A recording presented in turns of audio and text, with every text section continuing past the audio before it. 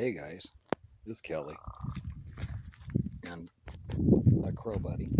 Hey crow buddy. Yeah, you. Hi. Uh-huh. Aren't they fun?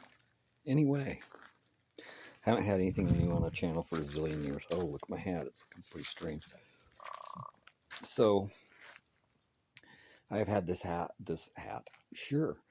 car stowed away at my friend's house for longer than I would care to admit. And it's been a really long time since he was started. This car's name is Vivo.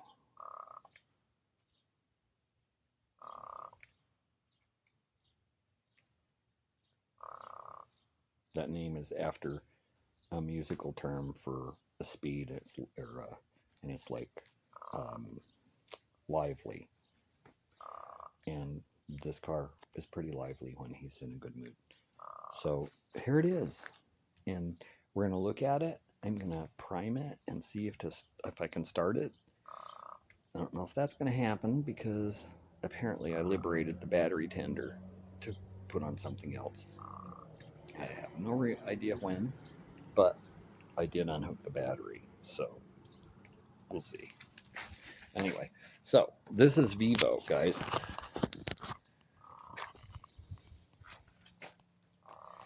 He is a 63 Studebaker Avanti.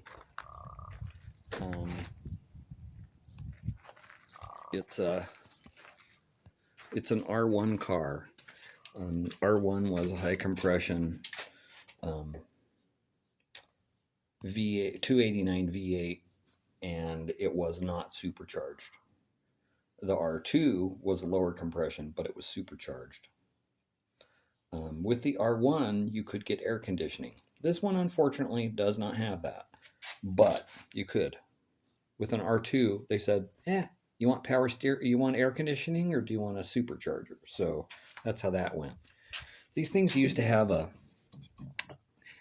expansion tank right here, and I've seen a lot of people deleted that. This car has never been a problem. I've never had this car run hot. It just runs 170 on the freeway. It just always does.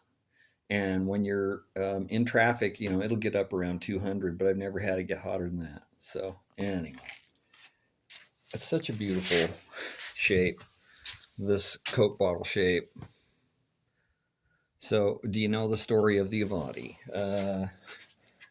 Sherwood Egbert wanted him to build a cool sports car and thought it might save the company. So he brought a team of guys together. Lowy did, at a rented house in Palm Springs, and they basically drew it out, and they built a clay on the kitchen table. Apparently, that house is in a mid-century modern tour most years, and I have stood in that house, so that was kind of cool. And also, I have a picture in front of that house of my car somewhere. But anyway, so this is Vivo, and we are going to see if Vivo hates me. That battery over there that you're looking at, probably right now, I think, is pretty new. The old one sat in this garage and got superheated, and you know how that goes. So we got to set the phone down. Hang on. Let's see. Maybe I can do that. No, I can't do that. It doesn't want to. Okay. So maybe you guys can watch me pour gasoline all over the air filter now. By the way, this had a really stupid air filter on it when I bought it, and this one's a little bit better, and this is a replica of a 62 Corvette air filter, I think. But it fits pretty well, and it holds a big enough air filter to not be stupid. All right, I'm going to hook the battery up. And what did I do with the key? There it is.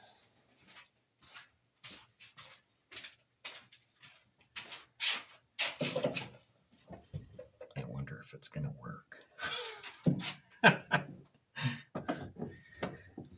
Well, no big sparks coming from it, so nothing's really stuck on, apparently. All right, How can I get in here? Guess I can get in this side, perhaps.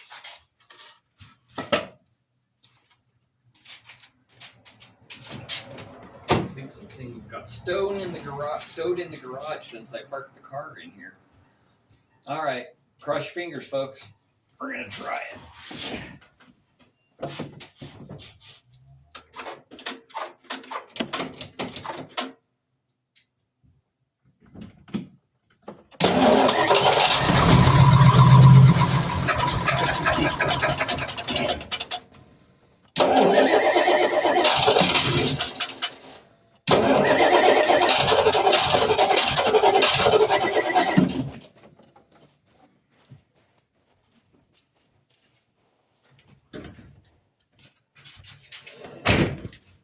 I'm impressed.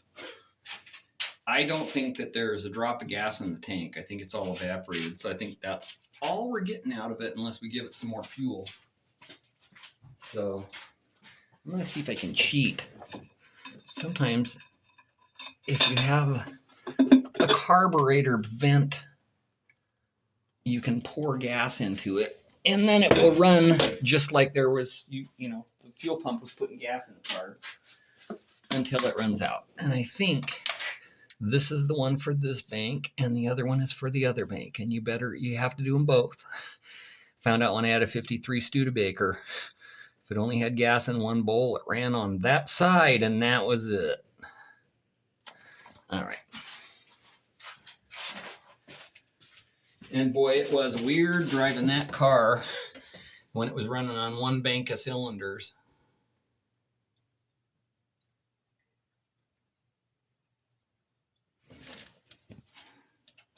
Okay.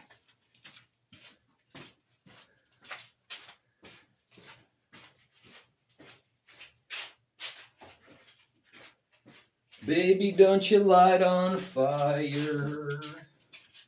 You know. Let me move this out to the Y. All right. Here we go, kids.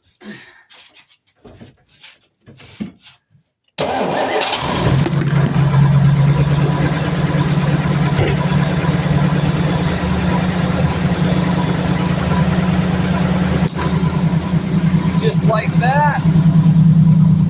Click vroom. Listen to him.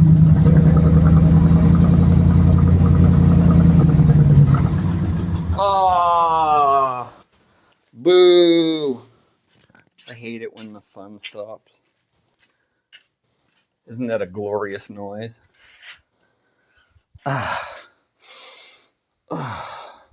Smell-o-vision, I'm telling you, we need it because right now you could be huffing off this 93 octane too. Nice. It doesn't get good enough mileage to be impressive, that's for sure. Well, anyway, so this is Vivo, guys. I wish I could get them running well enough to pull them out.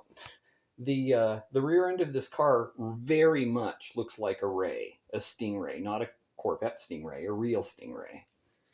Very shapely, beautiful car. Love it.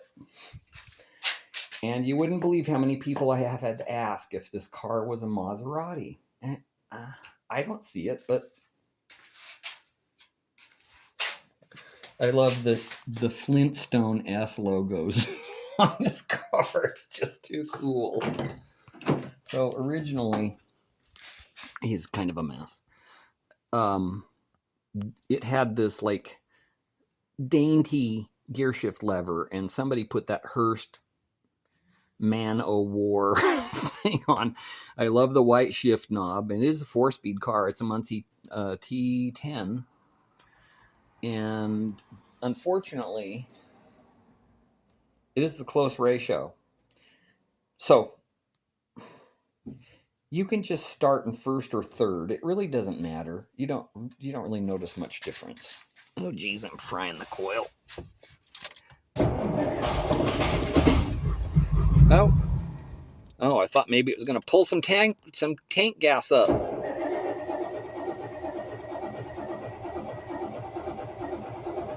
He wants to. Nah, I think the fuel pump's either dead or the tank is absolutely dry. But isn't he great? Except for, I want to call your attention to something. Look at the gauges on this car. Look at the typeface. Now, some of them are okay, like the 1,000 RPM on the tack looks good. But all the numbers look like a Western wanted poster to me, and I've always detested that face. So I want to put something different in, but I probably won't, because I always make my cars too weird and then nobody wants to buy them.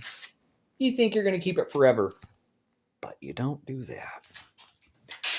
All right, so here we are.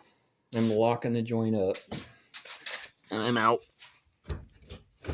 If I can get some gear, that'd be nice. There we go. Good old second gear. There we go. Thanks for watching. I hope you'll see me in a video soon. Than this one was. It's been forever. Sorry. Life.